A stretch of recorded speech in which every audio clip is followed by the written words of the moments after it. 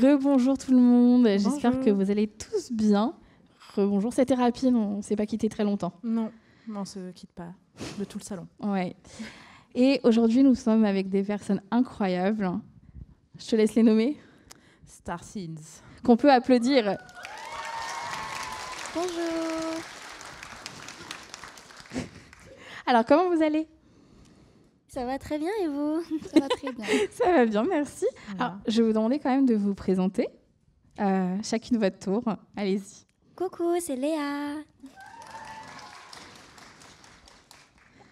Coucou, moi c'est Kali. Hello, moi c'est Kanya. Eh bien, bienvenue à vous du coup à la Korean Tour Festival. Alors, on commence, on enchaîne instant. C'est parti, vas-y. Alors, on avait quand même bien sûr quelques petites questions. Est-ce qu'on aimerait bien vous découvrir le groupe. Donc la première question que je voudrais vous poser, c'est de quelle manière le groupe a-t-il été créé ? C'est vrai que ça, pour moi, pour tout le monde, je pense, c'est intéressant de savoir comment il a débuté de A à Z. Alors, pour les personnes qui nous connaissent déjà, je pense que vous connaissez notre histoire.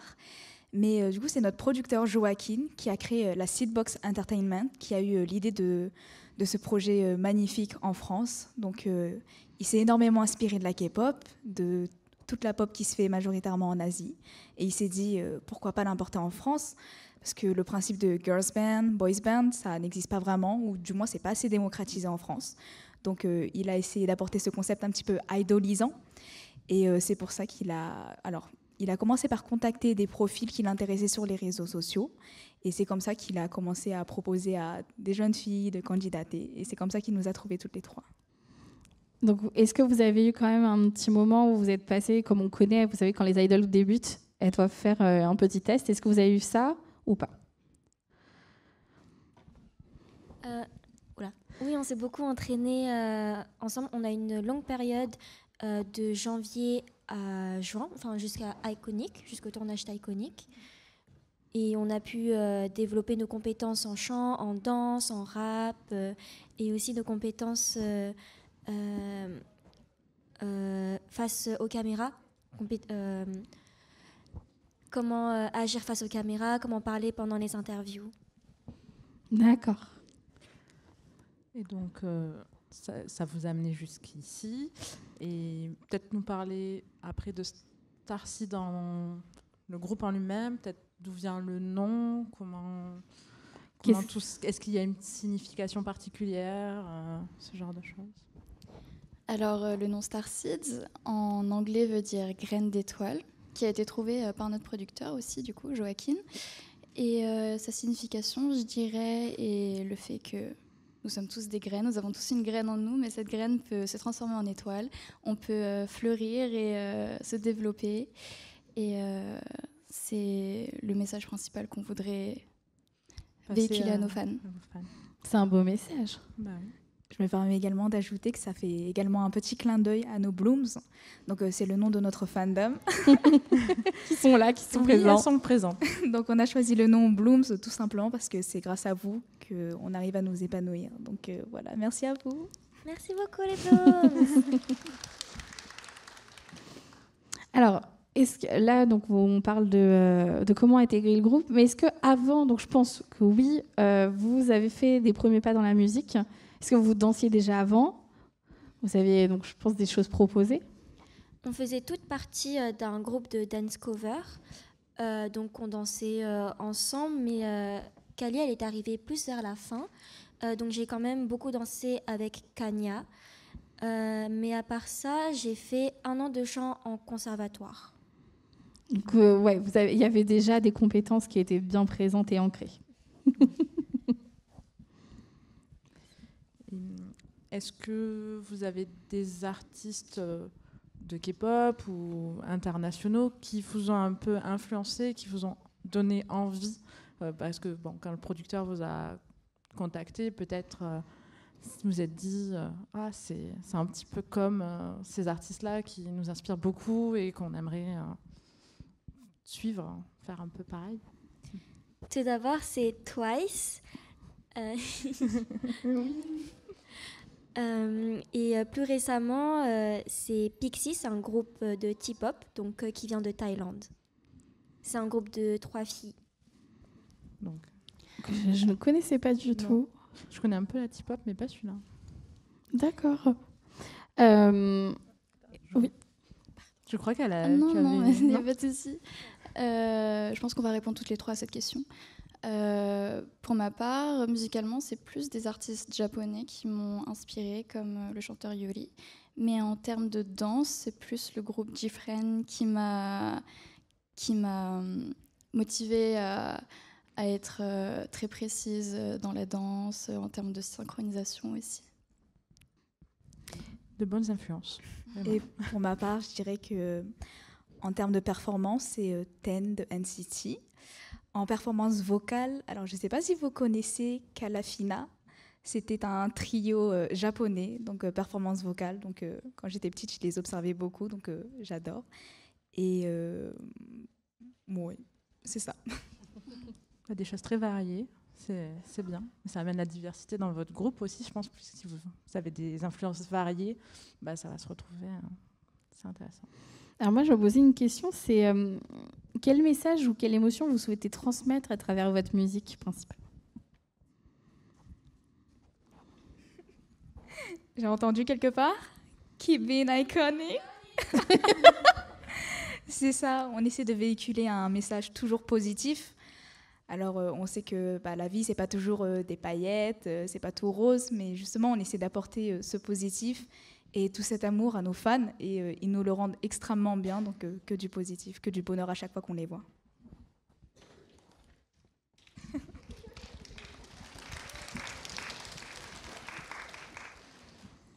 Et ça se voit parce que tous les fans là, ils ont le sourire rien que de vous voir. Donc le positif est là, c'est Vous sûr. avez réussi votre mission. Alors si on revient un peu sur vos chansons, les différentes que vous proposez, est-ce qu'il y en a une qui vous a marqué le plus? Et si oui, enfin j'imagine, pourquoi celle-là en particulier? Pour ma part, je dirais que c'est iconique, car tout d'abord, c'est notre première chanson, c'est celle avec laquelle on a débuté. Et c'est aussi notre premier tournage à grande envergure, du coup, j'en garde de très bons souvenirs. Personnellement, bien sûr, j'aime toutes nos chansons, mais il y en a une qui me tient particulièrement à cœur, c'est mon solo It Gets Better. En fait, la composition a été basée par rapport à ce que j'ai vécu, à mon ressenti, parce que Chorel, celle qui a écrit la chanson, m'a demandé ce que je voulais faire, les sentiments que je voulais émettre dans cette musique. Et j'ai vraiment voulu parler de tout mon parcours jusqu'ici en tant que membre de Starseeds. Et ça me tient vraiment à cœur parce que je lui ai vraiment dit tout ce qui me tenait à cœur sur c'est vraiment mon rêve de petite fille. Et puis finalement, je le vis actuellement grâce à Starseeds. Et cette chanson me tient vraiment à cœur. Pour ma part, je dirais Boss B, parce que notre parti pris, c'était vraiment le self-made. Donc, pour les personnes qui ont regardé le clip, vous avez regardé le clip? Il y en a qui sont timides ici. Boss B, c'était vraiment le parti pris de tourner ça à Paris, parce que du coup, nous sommes basés sur Paris. Donc, on peut voir un petit peu la Tour Eiffel, des paysages. Oui, la Seine, il y a un passage en bateau. Donc, ça a été également produit par notre coproducteur et réalisé par notre coproducteur Alexandre qui nous accompagne aujourd'hui. Et c'est vraiment tout à son honneur de dire que c'est son chef-d'œuvre. Voilà. Ah oui, donc on parle d'ailleurs, parce que j'y pensais, là vous expliquez que vous avez pris comme décor Paris. Dans votre dernier clip, vous êtes parti un peu plus loin que Paris. Vous êtes parti où? Oui, pour Slip and Slide, on est parti en Thaïlande, donc à Bangkok. Et ça a été une expérience incroyable, surtout que c'est pas la première fois. On est déjà allé en Thaïlande pour filmer le MV de Iconic. Excusez-moi. Donc c'est un peu retour aux sources en fin de compte. C'est ça. Retour la première chanson. Et donc, en parlant des clips de manière générale, est-ce que vous avez un processus un petit peu particulier pour arriver jusqu'au clip, jusqu'où peut-être vous êtes à l'intérieur, vous participez à la création du clip de manière créative, ce genre de choses. Peut-être nous expliquer un petit peu. Alors pour le clip, c'est assez simple. C'est-à-dire qu'on part tout d'abord de la base de la chanson. Donc une fois qu'elle est composée, écrite et qu'on a posé nos voix dessus, en même temps, il y a un travail parallèle qui est fait, c'est-à-dire trouver l'univers qu'il y a derrière. Donc par exemple, Slip and Slide, c'est une chanson enjouée. Donc forcément, on a voulu retransmettre des émotions positives. Et après, le concept, c'est très souvent décidé par la production et les réalisateurs. Donc pour le coup, c'était Joachim, notre producteur, qui a eu cette idée avec Alexandre, notre coproducteur, cette idée de High School Girls. Donc on sait qu'on a beaucoup de Blooms qui sont en études ou au lycée ou même au collège. Et on voit souvent des commentaires « Oh, j'écoute la musique de Starseed parce que ça nous fait du bien, ça nous encourage ». Et on s'est dit pourquoi pas le retransmettre également dans nos clips. C'est pour ça qu'on a voulu leur donner du positif, de l'amour, même dans les couloirs de l'école. Et c'est un petit peu comme ça également qu'on crée nos clips. Par exemple, pour Boss B, c'est pareil. L'ambiance est très Boss B, assez badass. Donc, on essaie de construire l'histoire tout autour de ça. C'est vrai que quand je regarde le dernier clip que vous avez sorti était justement lié à l'école. On avait donc des étudiants et on retrouve en fait ces thèmes-là assez fréquemment. Aussi, autre question, du coup, quelles sont les étapes principales de la conception d'un clip, de l'idée à la sortie officielle? Parce que je ne pense pas que ça se fait d'un claquement de doigts, il y a beaucoup d'étapes. Est-ce que vous pouvez un peu nous en parler? Tout d'abord, on reçoit les chansons. On travaille énormément sur les paroles, sur leur sens, parce qu'on veut vraiment faire ressortir le fond de la chanson. Donc on essaye vraiment d'interpréter le mieux possible. Donc ce travail se fait notamment avec Alexandre. Ensuite, on enregistre la chanson, on s'entraîne sur les chorégraphies également. Et puis on part au tournage, tout simplement. Et donc après le tournage, il y a tout ce qui est montage, etc. C'est ça. Il y a tout ce travail de montage ou de colorimétrie qui rendent les vidéos encore plus belles. Sans oublier l'étape du react, parce qu'il faut savoir qu'on ne voit pas le clip avant que ça soit fini. C'est ce que je voulais vous demander, ça tombe bien. Et justement, on filme nos réactions, on poste des vidéos. Et alors, à chaque fin, parce que c'est toujours la découverte, qu'est-ce qui vous marque toujours un petit peu quand vous regardez ces clips qui apparaissent, que vous avez eu le moment présent où vous êtes sur scène, vous êtes en tout cas en train de tourner, etc. Quand vous arrivez devant la vidéo, est-ce que vous imaginez ça au moment de toute la conception? Je pense qu'il y a quand même un décalage avec le set, le tournage sur place, parce que par exemple, c'est tout simple, mais l'exemple du make-up, le make-up qu'on a sur le set, c'est pas un make-up qu'on porte dans la vraie vie. C'est-à-dire que le teint est parfois plus clair, plus pailleté, etc. Et en fait, c'est tout simplement pour l'adapter à la caméra. Et on a un petit peu ce décalage de dire « Ah oui, donc à l'image, en fait, je rends vraiment comme ça. » Et c'est parfois assez différent de nous, ce qu'on a l'impression de dégager comme image. Et au final, c'est ça qui fait la beauté du projet, parce qu'on voit le clip et nous, on comprend également le processus des autres artistes. Et on se dit, ah oui, c'est nous maintenant derrière l'écran. Donc c'est incroyable et on est contente de voir que les Blooms peuvent apprécier ce travail.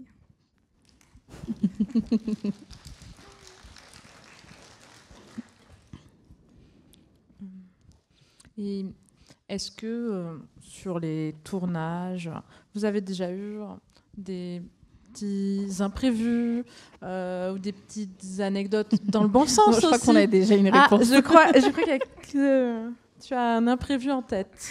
J'ai un gros imprévu en tête, là. J'avais hésité à sortir la vidéo dans le canal Instagram. Pour les Blooms qui nous suivent sur Instagram, on a un canal. Et je pense que je la sortirai peut-être un jour, mais sur le set de Slip and Slide. Donc sur les plans où on est dans le gymnase. Donc on a tout un bob, on est toutes blondes, en mode cheerleader. Et à un moment, c'est le « yeah !» Et ma tête, je fais « qui ?» Et en fait, j'ai snatch ma wig. Et en dessous, j'ai un bonnet beige, donc on dirait que je suis chauve. Mais la team a super bien réagi, c'était super drôle. Pour ma part, c'était au tournage de Iconic, la scène où je suis sur l'espèce de cheval moto. Je porte une tenue violette, pourpre, en velours. Sauf que cette tenue a une ceinture ici, une ceinture là. Et ce qui fait que je ne peux pas trop bouger les bras, sauf que je suis comme ça sur la moto. Donc je suis obligée d'ouvrir les bras. Et en fait, le haut ne faisait que s'ouvrir, comme ça. Comme ça. Et j'étais super touchée, car la première chose que faisaient les équipes, c'était de cacher la caméra. Et du coup, tous les retours étaient coupés. Du coup, ils me protégeaient, moi, mon intimité et aussi ma dignité, voilà. Beau travail de l'équipe derrière. Oui. Alors, petite question, parce que c'est une question que j'aime bien poser, d'ailleurs assez fréquemment. Est-ce qu'il y a des artistes avec qui vous aimeriez collaborer? En sachant que là, c'est vraiment si vous voulez. C'est pas oui, c'est possible, c'est est-ce que vous désirez? Je reviens à mes groupes préférés, Twice. Voilà, Twice, bien évidemment. Et Pixie. Pixie aussi? Toujours, oui. Ouais. Et pourquoi? J'aime beaucoup la présence scénique de Pixie, leur attitude sur scène, comment elles parlent au public, comment elles les ambiancent, leur regard, leurs mouvements. J'aime beaucoup toute leur attitude. Et ça m'inspire vraiment, personnellement, sur scène, comment je m'inspire d'elles pour faire la même chose sur scène. Pour nos Blooms.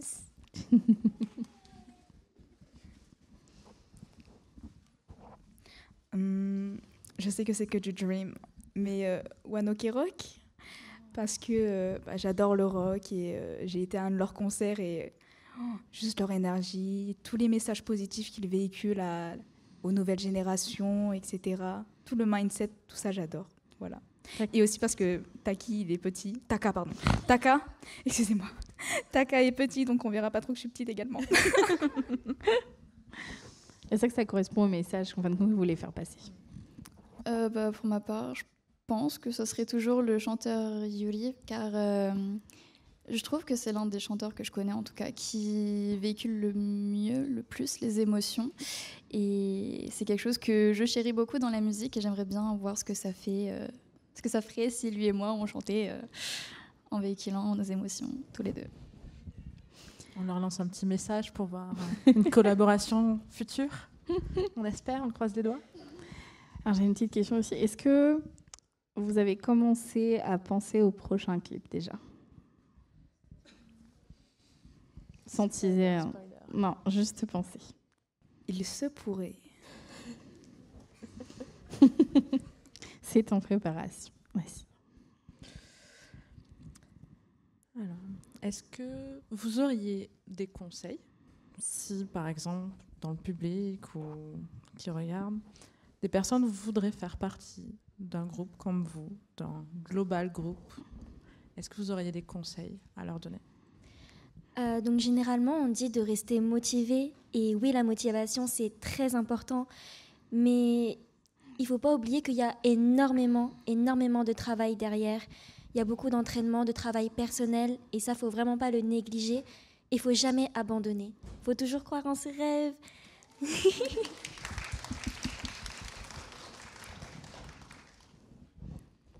Est-ce qu'il y a d'autres conseils possiblement? Peut-être en danse aussi, parce que c'est beaucoup de choses en fin de compte. En danse, alors pour notre part, on a toujours appris la danse de façon autodidacte, mais donnez-vous vos chances, c'est-à-dire si vous le pouvez, si vous avez les moyens, l'envie, la passion, etc. N'hésitez pas à apprendre d'autres personnes, que ce soit des professeurs tout simplement lors de workshops ou de cours de danse, ou alors apprenez de vos aînés, c'est super important d'apprendre de ses aînés, parce qu'en général, ils peuvent vous partager leur expérience, donc c'est super important. Et en France, pour revenir à la question de façon générale, n'hésitez pas à passer des castings si vous êtes vraiment intéressé dans ce domaine-là, dans ce milieu-là. Passez énormément de castings, mais bien sûr, donnez-vous les moyens pour les passer. Donc travaillez. De très bons conseils. Montrez pourquoi vous êtes là, pourquoi on devrait vous choisir vous et pas quelqu'un d'autre. C'est une bonne question, effectivement. Et donc, On peut demander au public, tu penses? demander au public. Est-ce que dans le public, vous avez des questions pour les Star Seeds?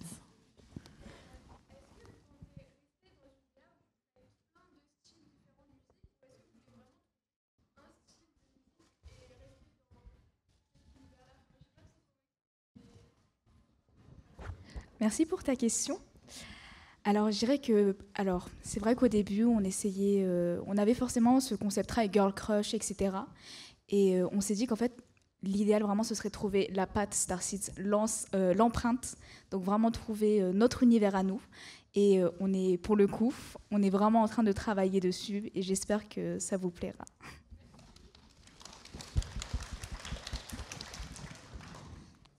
Est-ce qu'il y a une autre question? On voit pas très bien avec la lumière. Est-ce que toi, tu as des questions aussi, peut-être? Des questions de manière générale. Est-ce que tu as envie de poser des questions? Il y en a plein. Mais lance-toi. Il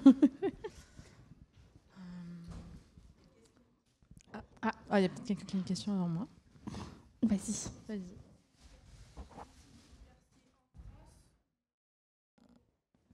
Percer en France ou à l'étranger? Alors, l'une aussi des raisons de pourquoi nos chansons sont en anglais, pour l'instant, sont qu'effectivement, nous avons pour but de percer aussi à l'international.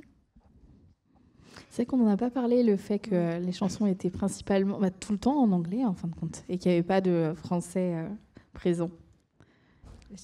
Ça vous dirait aussi de faire des chansons en français ou pas? Je sais pas, peut-être pas.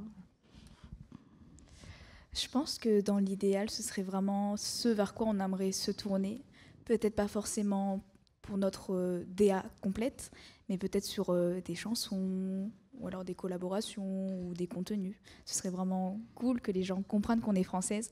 Parce que c'est vrai que si vous regardez un petit peu Slip and Slide, Iconic, oui. Les internautes, en fait, ils savent pas forcément qu'on est française. Donc, ils regardent des interviews comme celle-ci peut-être et ils se disent « Mais elle parle français ?» Absolument, on est française, donc pourquoi pas. C'est la surprise. Et pour finir, du coup, la question, c'est quel est votre programme de ce week-end? Je pense qu'il y en a qui sont curieux. Je pense qu'il y en a qui le connaissent mieux que nous. Oh, c'est même sûr, à 100%. Alors nous, aujourd'hui, on est plus ou moins chargés avec des interviews, donc comme celle-ci, qui se passe super bien, en compagnie de Pandora et de Just Live. Donc merci à vous. Merci à vous. Merci à vous. Est-ce qu'on peut les applaudir? Merci.